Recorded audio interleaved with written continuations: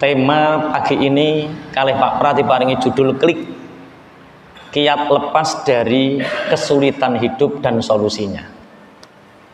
Kira-kira teng mriki enten sing gadah masalah napa mboten? Kok kathah?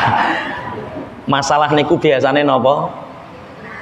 Utang, terus napa malih? Anak, terus napa malih? Bojo, terus napa malih? Oh ternyata ekonomi, ternyata kathah nggih masalahnya. Ada beberapa sumber. Kenging napa urip kula jenengan niku kok ruwet. Kenging napa urip kula jenengan niku kok mboten saged. Napa nek ngarani lawan ruwet niku napa? Penak, mudah, dimudahkan, lapang. Urip kok sempit, urip kok angel. Ngoten niku biasanya sing sampean salahke tangga, wong liya apa pangeran. Tak bacakan WA tadi malam, Pak Kiai, saya itu rezeki saya seret karena saya dizolimi. Golek rezeki angel kabeh, utang numpuk-numpuk. Kulo asli Rembang, saya itu dibikin habis modal saya sama orang yang iri sama saya. Saudara saya itu iri sama saya. Wabeh kleru pokoknya. Ada orang yang dengki dan jahat sama saya, sehingga usaha saya dihancurkan. Pak Yai, saya ingin balas dendam. Tolong bantu saya untuk membalaskan dendam. Kira-kira orang seperti ini bisa nggak masalahnya terurai? Ora iso, wong sing ruwet iku dheke. Bismillahirrahmanirrahim. Monggo diudari setunggal-setunggal. Niku salah satu contoh orang yang sempit ketika usahanya jatuh. Ketika dia terlilit hutang, usahanya jatuh, sing salah dulure, sing salah koncone, kabeh salah. Atau mungkin ada hal-hal yang sifatnya kita tidak bisa bangkit, stagnan urip. Padahal lumrahe wong, orang yang hari ini sama dengan hari kemarin, orang itu orang yang rugi. Orang yang hari ini lebih buruk dari hari kemarin, orang itu orang bangkrut. Orang yang beruntung adalah orang yang hari ini lebih baik daripada hari yang kemarin. Sekedap malih kula jenengan masuk tahun baru 2023. Di media sosial mesti rame. Kulo tak titeni, nanti berapa puluh WA yang masuk, bagaimana hukumnya mengucapkan Natal. Wis to, ora sah takok ngono. Wong kowe yo ora duwe bolo Kristen barang. Wis kita fokus memperbaiki diri. Tahun depan harus lebih baik daripada tahun sekarang. Masalah niku enten 8 sumber. Cuma 8 sumber niki terangkum dalam 3 kategori. Jadi bagiannya dewi-dewi. Engko ayo digoleki awake, muga-muga kabeh lolos. Allahumma amin. Siji, sumber masalah dari kehidupan itu urusannya dengan akidah, keyakinan. Napa? Siji, wong niku berpaling dari Allah. Man a'rada an dzikri fa inna lahu ma'isyatan dhanka. Siapa yang berpaling dariku, berpaling dari menyebutku, berpaling dari panggilanku, maka aku akan memberinya ma'isyatan dhanka, kehidupan yang sempit. Kita nggak bahas uang ya. Kalau uang itu kan banyak sedikit, ada jumlahnya. Kalau rezeki itu lapang dan sempit. Kalau orang berpaling dari Allah, maka disempitkan kehidupannya. Contoh, rumah tangga, duitnya akeh tapi gak sholat. Duitnya akeh tapi sholatnya dadak-dadak. Jam 5 sore lagi asar. Jam 5 kurang 10 lagi subuh. Pokoknya detik-detik akhir. Ngoten niku permasalahannya selesai, yo di detik-detik akhir. Anaknya arep bayar, golek ngalor ngidul, wayah denge, sesuk dienggo bayar, ngisak lah gak oleh, Pak. Oh, itu biasanya tanda-tandane dia selalu mengakhir-akhirkan waktu sholat. Man a'rada an dzikri fa innalahu ma'isyatan dhanka. Pun dipetani dhisik. Siji, berpaling dari Allah. Nomor loro, kemrungsung. Kemrungsung niku apa? Bahasa Indonesiane. Apa Pak Pra? Guru bahasa Indonesia. Ya, sing cocok kuwi kemrungsung ngangah-angah cocok. Tapi nek ambisi ketoke ya ora patek cocok ketoke. Apa? Tamak. Kalau tamak itu orientasinya mencelakai orang lain, merampas hak orang lain. Niki mboten. Angah-angah kemrungsung. Bahasa lainnya itu dia ingin menggenggam semua. Yo wis pokoke bahasane ngono ki kabeh lah. Kemrungsung, ngangah-angah, serakah, njuk menangi dhewe, orang-orang seperti itu hidupnya sempit. Karena gandengane wong kemrungsung tidak bersyukur, gandengane niku ngeluh. Ngeluh niku kakean sambat. 75% orang yang sempit. Ini yang kedua ini. Kakean sambat. Piye Kak? Mbah urip kok tambah angel ki piye? Terus Pak Jokowi ki piye to try programe Pak Jokowi salah. DPR ki kurang genah, DPR salah. Kiai nggon kuwi ora mutu, kiyaine salah. Lurah ya ora melek lho.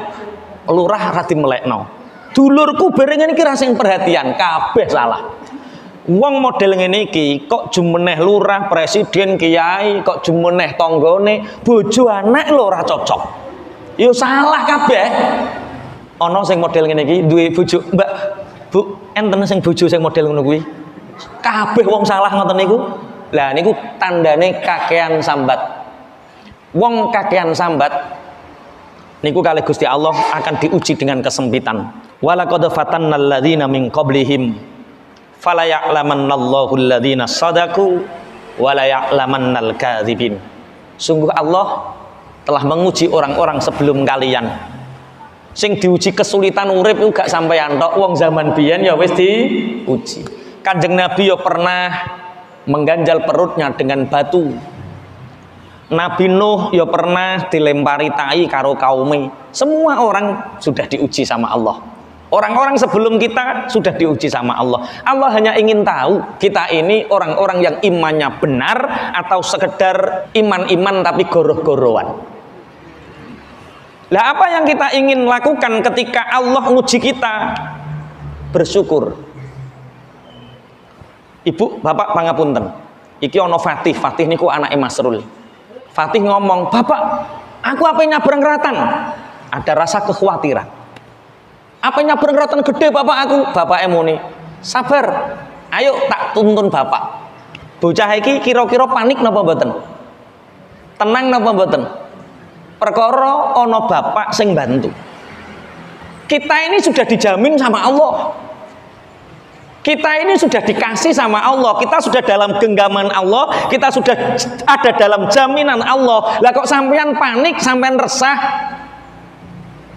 Karo bapak sampean percaya, masa karo Gusti Allah kok ora percaya? Akhirnya terus kakean sambat.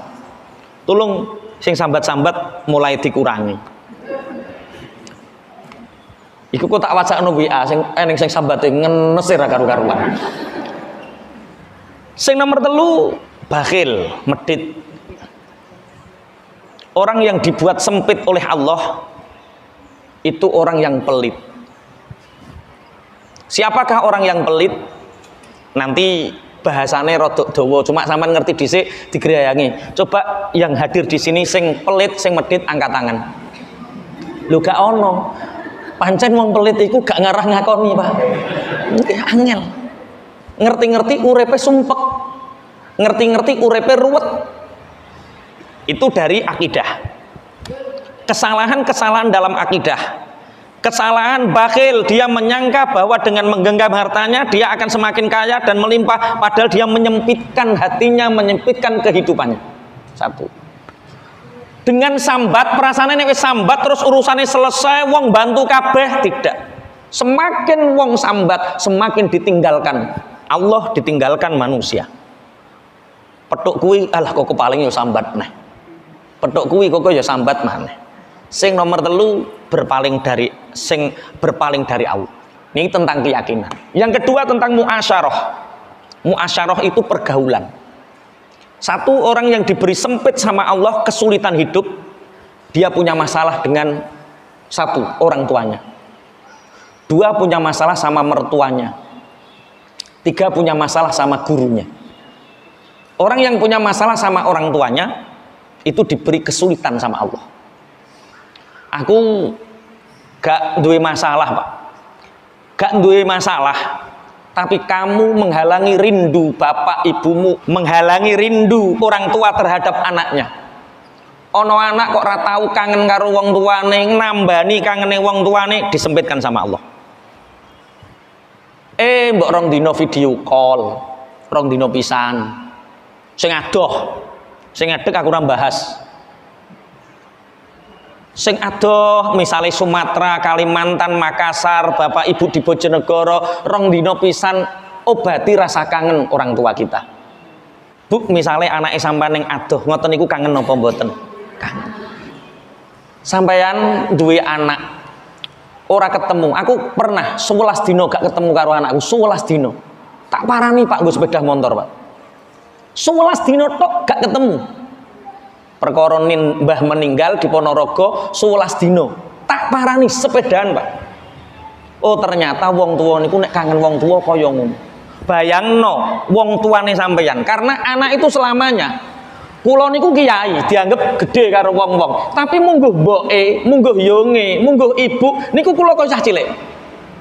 Nek ning jejere ya dimek-mek, ya dipijeti, kaya cah cilik persis. Mestinya kita membayangkan piye umpama awake kangen karo anak. Mungkin sampean gak duwe masalah karo wong tuane sampeyan, mungkin sampean gak duwe masalah karo mara tuwa, tapi sampeyan memutuskan rasa kangene wong tuwa. Itu masalahnya. Ki kok meneng ki gak tau sapa ning ngene wong tuwa to sampeyan.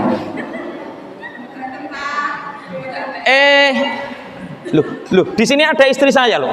Saya itu 1 bulan ke Ponorogo, sepedaan motor, nggo mobil 1 bulan, urung duwe mobil lho 1 bulan, tak menke. Apa duwite wis akeh sama itu? Belum, duwe bensin tok budal. Demi apa? Wong tuwa aja sampai kangen. Sapa wong nambani kangene wong tuwa diberikan keberlimpahan oleh Allah. Tapi sapa wong ora nambene kangene wong tuwa, nyebabno wong tuane ngempet kangen, ngempet rindu, disulitkan sama Allah.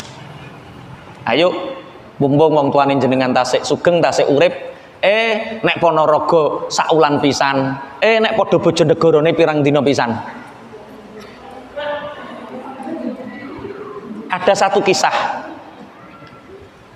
yo salah satu kajian samawa, bocah lanang, Pak Kiai, nek kula niku kalih tiyang sepah kula, kalih mbok kula oke Pak Yai, dolan yo ben dina seminggu pisan.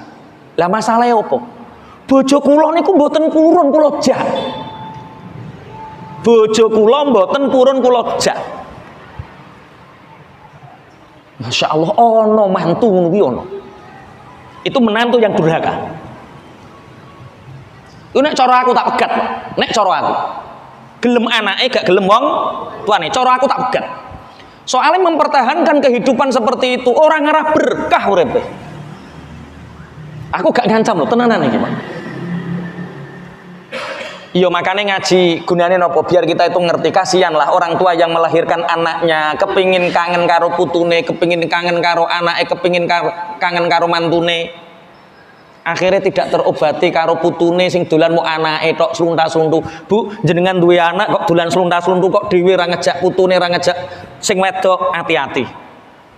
Itu tanda-tanda menantu durhaka. Ki kok muneng mbok rungokno to tak teraka sampean kok tuwegang ngono modele. Soale enten ngeten, ora Pak. Untuk berbakti itu anak kepada orang tuanya, masa menantu harus berbakti kepada mertuanya? Bapak Ibu, derajat menantu dengan anak, mertua dengan orang tua itu sama. Jadi orang tua itu ada orang tua yang melahirkan kita, ada orang tua yang anaknya kita nikahi. Podo. Buktine padha, contoh misale, contoh tok. Ana bocah jenenge Zaid nikah karo Fatimah. Zaid nikah karo Fatimah. Dalam bab wudu, salah satu sing ora batalno min haitsun nasab. Sing ora batalno wudu nek eneng anak demek karo anak wedoke. Ana ibu demek anak lanange. Dulur wedok demek dulur lanange. Bibi demek ponakane. Paham nggih? 4 nih. Ada hubungan musyawarah maratuwa. Dadi Zaid nikah karo Fatimah duwe maratuwa. Bapake Zaid ki jenenge sapa ki jenenge? Bapake Zaid jenenge Rokim. Rokim duwe anak Zaid. Zaid nikah karo Fatimah. Maka Fatimah niki demek Rokim ora batal. Karena hubungan musyawarah. Selamanya Rokim haram nikah karo Fatimah. Bahkan umpama Zaid wis pegatan. Zaid wis pegatan dengan Fatimah, maka walaupun sudah pegatan, Rokim iki demek Fatimah ora batal. Berarti menantu itu menjadi anak selamanya. Rungokno sing dadi mantu-mantu tetek aku anak mantu kok dudu anake dhewe. Piye maksudmu? Anak mantu ya padha karo anake dhewe. Islam mengangkat derajat menantu dalam bab musyawarah.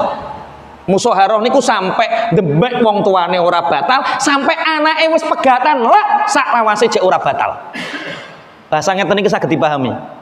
Wis sapa sing bedakno? Aku ki anak mantu ora anake dhewe. Piye maksudmu? Lah nek ngono terus bojomu muni, aku ya ora berbakti karo wong tuamu, wong aku anak mantu kok. Wes, satu durhaka. Nomor 2, qati'ur rahim. Anda punya masalah dengan saudara, Anda punya masalah dengan Pak D, Pak Le, Anda punya masalah dengan saudara kandung, minsanan mindoan. Ketika Anda punya masalah dengan mereka, segera benahi. Kalau nggak dibenahi itu akan menyulitkan hidup kita. Yang ketiga, zalim. Zalim itu merampas hak orang lain, menyakiti hati orang lain, itu menyulitkan hidup.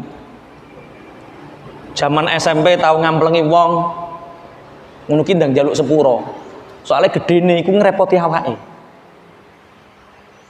Zaman STM jotosi wong, nah iku goleki sapa sing tau mbok jotosi jaluk sepuro. Sing guyang-guyu tahu sekolah STM to sampean. Nggih, iku zalim. Terus yang keempat, riba. Ini yang hubungan muasyarah. Kenapa riba termasuk muasyarah? Karena riba ini sifatnya mencekik. Mencekik itu artinya yo anu wong nekek wong. Sing nomor 3 akliyah. Akliyah itu karena kebodohan seseorang. Diudari siji-siji. Jadi kesulitan, sumber kesulitan hidup manusia itu ada 3. 1 dari keyakinan, 2 dari muasyarah, pergaulan, yang ketiga dari pola pikir yang salah atau pemikiran. 1 karena keyakinan, karena dia telah berlari dari Allah. Dandani sholatmu. Dik mengwis jelas masalahnya, saiki solusine. Kalau kita masalah kita, sumber kesulitan kita, kehidupan kita ruwet, angel opo-opo angel, anak nakal, bojo ra nurut, bisnis bangkrut, utange akeh, maratuwa lara-laranen, nyuntikno ra eneng, wise tangga bareng ra duwe dhuwit, diutangi ya ora eneng, nyumpekno wah kabeh sing berhubungan karo sampean sumpek pokoke. Jangan-jangan karena kita melalaikan perintahnya Allah. Melalaikan perintahnya Allah. Makanya kula dipeseni Mbah Yai, dandani salatmu, engkau uripmu didandani Allah. Dandani jamaahmu, engkau uripmu didandani Allah. Sederhana, sangat sederhana. Ternyata masalah kehidupan itu ada di dalam sholat. Solusinya, wasta'inu bis sabri was sholat. Mintalah pertolongan kepada Allah dengan sabar dan sholat. Nek sholatmu didandani, buk dandani, uripmu karo Gusti Allah didandani. nek jamaahmu mbok apiki, engko kehidupanmu karo Gusti Allah di apiki. Wis, nomor loro. Karena kemrungsung, angah-angah, tidak bersyukur, seneng sambat. Iki mental iki kudu dirubah. Sayyidina Umar bin Khattab ketika ketemu orang ditanya, kaifahal ya Amirul Mukminin, bagaimana kabar engkau wahai Amirul Mukminin? Jawabnya Sayyidina Umar, raditu billahi robba wa bil islami dina wa bi Muhammadin nabiyya. Pokoknya nek Gusti Allah cek pangeranku, Nabi Muhammad nabiku, agama Islam agamaku, semua baik-baik saja, nggak ada masalah apa-apa. Itu bukti bahwa sambat iku aja sampai. Pak Wahyu pripun kabarin jenengan? Sae Ustad, alhamdulillah, tapi bisa neng tapi nih iki bisa. Wes iki tapi nih kok gak luwih akeh. Tapi masya Allah Pak Yai, anak kula niku ngeten, bojo kula niku ngeten, mertua niku ngeten, tangga kula ngeten, penggawean kula ngeten, wes Mas. Lah, tapi nih lho kakean. Pripun Mas Wahyu kabare? Alhamdulillah bi khairin wa afiyah. Titik, wis aja eneng tapine. Tapine simpen ning ati, engko wayah sujud brolno. Kira-kira wong ngoten niku kathah tapine to, kathah alhamdulillah. Tapi makanya kita latih. Kula biasa nek kumpulan karo Mas Wahyu karo Pak Prabiasa. Alhamdulillah, alhamdulillah, alhamdulillah tak banterno biasa. Sing sering kalih kula mesti enten apa to moro-moro kok alhamdulillah. Jangan anggap alhamdulillah itu untuk menutupi kesedihan hati, bukan. Alhamdulillah untuk melatih bagaimana hati selalu ridho terhadap apa yang terjadi. Alhamdulillah, alhamdulillah, alhamdulillah. Wes, urip ojo kakean sambat. Perkara semakin sambat, semakin diuji, semakin sambat iku semakin angel. Sampean dadi guru, terus muridnya dikek ujian. Pak Guru, masa kok Pak Guru protes saya. Kira-kira gurumu itu murid-murid kok seneng kira-kira. Tambah dicekok to sampean. Bocah kok meneng bae to. Sampean nek dikek ujian karo Allah, dikek soal karo Allah, lakoni, kerjakan, wis ora usah sambat, ora usah protes. Makanya kula sering, Pak Yai, kenapa bisa seperti ini? Karena kamu belum selesai dengan dirimu. Bagaimana engkau bisa menyelesaikan orang lain wong kowe kurung selesai karo awakmu dhewe? Kuncinya satu. Bersyukur itu lawan dari kakean sambat. Syukur. Sing nomor telu, bakhil. Wala yahsabannal ladzina yabkhaluna bima atahumullahu min fadlihi huwa khairul lahum bal huwa syarrul lahum. Jangan engkau sangka harta yang kamu genggam itu lebih bermanfaat untukmu. Bal huwa syarrul lakum. Harta yang kamu genggam itu buruk untukmu. Ini ancaman bagi orang-orang yang pelit. Orang pelit itu zakatnya 2,5%, itu orang pelit. Bakhil itu 2,5%. Loh, wong wis zakat wis infak 2,5% kok bakhil? Itu ukuran minimal kebakhilan seseorang. Kok guyu to sampean? Lagi krasa to sampean?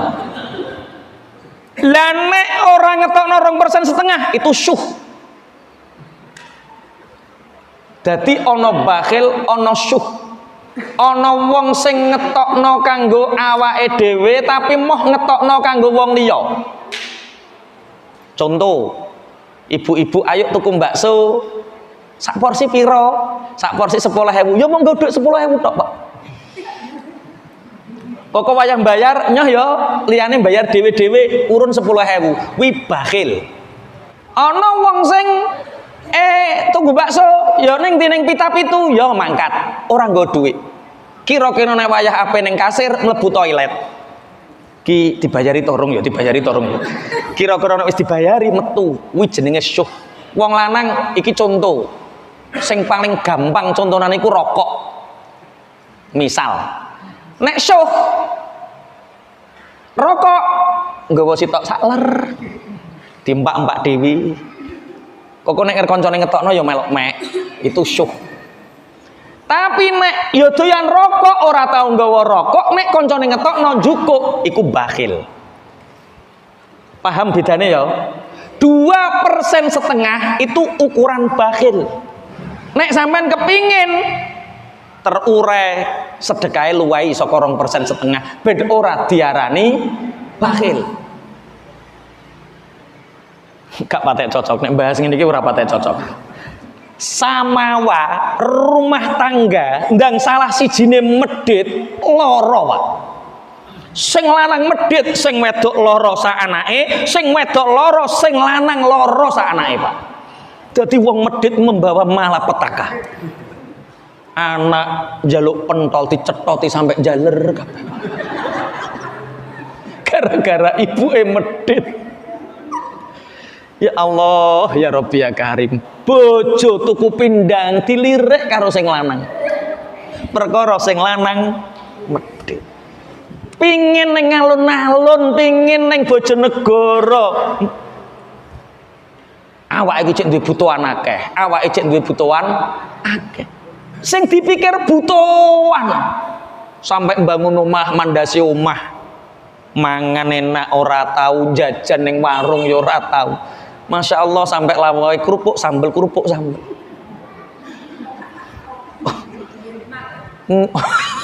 nikmat piye loro diterusno aja lambung kok nikmat piye insyaallah.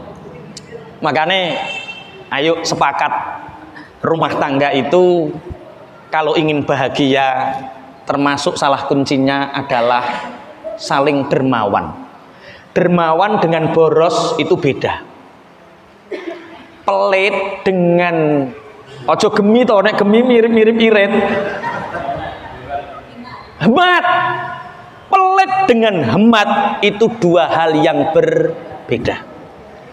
Piye nek bedakno engko ana hitung-hitungane dhewe. Sesuai dengan ukuran takaran masing-masing. Aku ki medhit apa hemat? Coba dihitung. Untuk belanja berapa, untuk tabungan berapa, untuk rihlah berapa. Kalau 5% infak zakat, maka rihlah juga 5%. Rihlah niku jalan-jalan, ngejak anak bojo. Harus ada anggaran sendiri jalan-jalan karo bojo. Saking medite wong lanang, bojo sing wedok dijak mikir butuhan utang, anggaran jalan-jalan babar pisan rane. Urip ngono kok ayem kondi. Pojokan alun-alun ra roh. KDS ora roh. Bravo pindah lho ora roh. Loh, bravone pindah to? Ya Allah, aku dek biyen kok ning kono. Lah wis 30 tahun. Ya Allah, ya Rabb ya Karim. Pun aja sampai duwe bojo medhit. Bismillahirrahmanirrahim. Itu yang akidah. Kemudian yang muasyarah, yang pertama adalah kesulitan kehidupan kita itu kadang karena kita menyakiti hati orang tua. Durhaka sama orang tua. Bapak Ibu pangapunten, kesempatan kita untuk berbakti kepada orang tua itu tidak sebanding dengan apa yang telah diberikan orang tua kepada kita. Orang tua kita yang hari ini sampai remeh sehat, arep jengo alah ijek sehat, arep moro alah ijek iso nyambut gawe dhewe, arep ngekeki dhuwit alah wonge ijek iso mekaya dhewe pangapunten. Itu tidak berlangsung lama. Penyesalan besar akan terjadi ketika kita merasa bapakku dinane jek baik-baik saja lah kok saiki hidup-hidup kapundhut. Itu penyesalan terbesar seorang anak ketika Allah memberikan kesempatan kita waktu untuk berbakti kita tidak melakukannya. Mumpung orang tua kita masih hidup, apa yang membuat mereka bahagia, bahagiakan. Ono wong tua ayeme nek lewat duit, kei duit. Orang tua saya itu jahat Pak Kiai, mertua tahu saya itu jahat, saya kasih berapapun tidak membuat ridho. Kasih saja. Ridho dan tidak itu hubungan dia dengan Allah nanti. Al jannatu tahta aqdamil ummahat. Penyakitnya orang soleh itu tazkiyatun nafsi. penyakitnya orang soleh itu merasa lebih baik daripada orang tuanya. Surga berada di bawah telapak kaki ibu. Itu ibu yang bagaimana? Apakah seorang ibu pelacur di bawah kakinya masih ada surga? Ibu kita rentenir, apakah di bawah kakinya masih ada surga? Ibu kita orang zalim, apakah di bawah kakinya ada surga? Enten apa mboten, Bu? Ibu kita seorang pelacur, di bawah kaki pelacur ada surga apa tidak? Surga. Bagi kita surga. Hubungan dia pelacur itu hubungan ibu dengan Allah, bukan dengan kita. Seorang pelacur pun ibu kita masih punya kewajiban untuk berbakti, karena surga berada di bawah telapak kaki ibu. Siapapun ibu kita, pelacurkah, kafirkah, atau orang yang zalimkah, rentenirkah, itu tidak kita pedulikan, karena surga tetap berada di bawah telapak kaki ibu. Tidak peduli ibu siapapun. Lah penyakitnya wong soleh, pokoknya ibu nek sampean ijek ngene, ora ibu-ibuan, ora anak-anakan, lakukan seperti itu, maka kehidupanmu akan semakin sempit. Tazkiyatun nafsi itu penyakit yang sangat berbahaya. Loh, lah piye to Pak Kiai, wong ibuku pelacur, masa wayah namoni sing lanang awake runu. Kita dakwah, kita datang, mungkin dengan sering kedatangannya sampean sungkan nemoni tamu. Kita bisa melewatkan ta'arud kita, perlawanan kita dengan cara hal yang terhormat, tidak harus membenci ibu kita. Bahasa seperti ini bisa dipahami nggih? Berarti surga itu berada di bawah telapak kaki semua ibu, tidak peduli pelacur, tidak peduli orang kafir, tidak peduli siapapun. Semua ibu punya surga itu. Lah ojo sampai keelekane ibu iso dadi alasan kita tidak berbakti.